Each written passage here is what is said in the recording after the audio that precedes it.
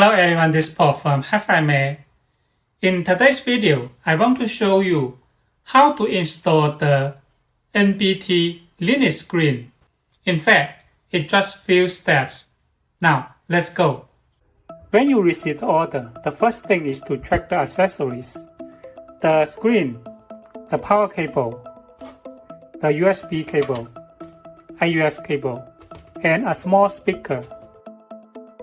When your car has middle speaker, you need to install this small speaker and AUX cable. In fact, the NBT head unit, it can transfer the sound go through big power cable here. So, in most cases, it don't need to install this AUX cable. But please notice, during install the screen, you also need to test the sound. If it cannot switch the sound automatically, you also need to install this AUX cable. And this is the NBT head unit, NBT display, and the iDrive here. It's working, right? Now, let me show you step by step. Let's go. When you install it, you need to power off first, and then disconnect the video cable here. And the head unit, we need to disconnect the power here. In the original power cable, this unit, it don't have optical fiber here. When your car have optical fiber cable, you need to move the optical cable from here to new power cable here, this slot.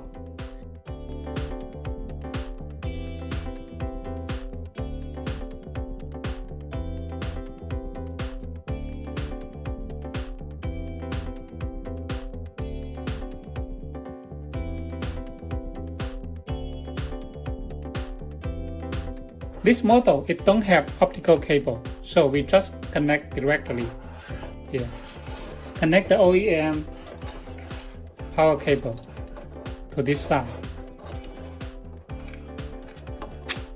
Okay. And this side connect to original head unit. Okay. This is the power cable connections.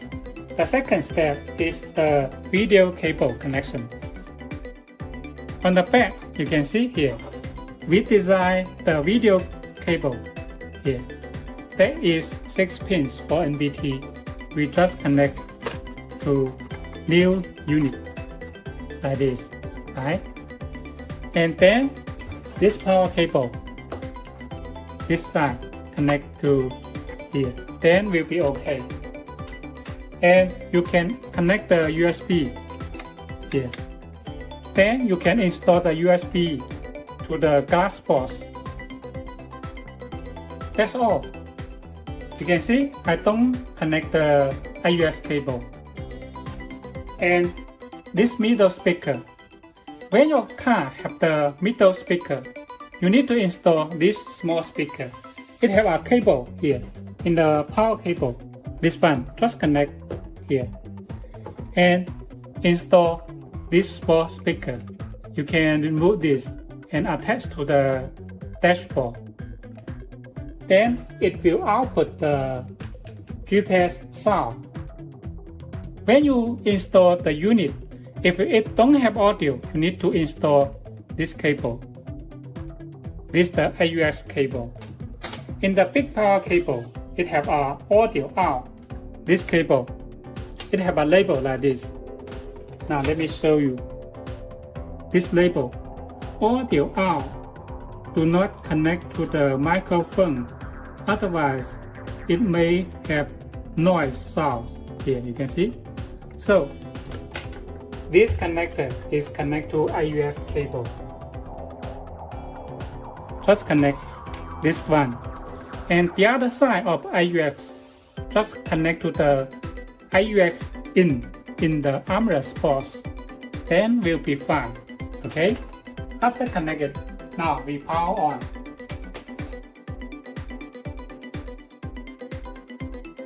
Here.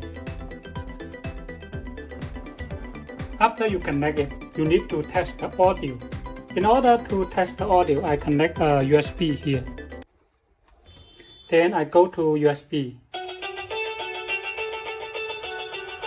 You can see it have the sound, right?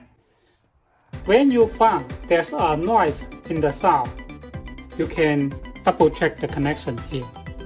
Here is a cable here. This one. It have a label says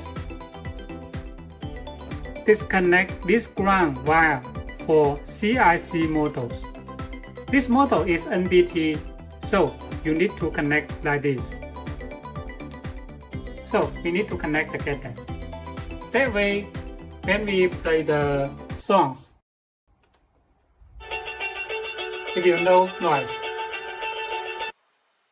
When you install the Linux screen, if you find there's no sound, the first thing is to check if you have moved the optical fiber to new power cable. When the optical fiber not move or ROM move, there's no sound for OEM unit. It also no sound for Linux screen.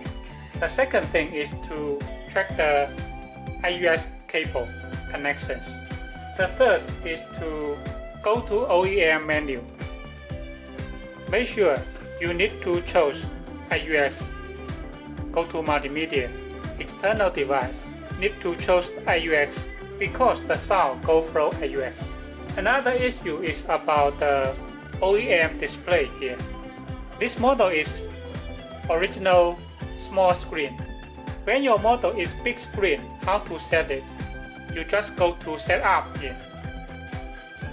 Car setting.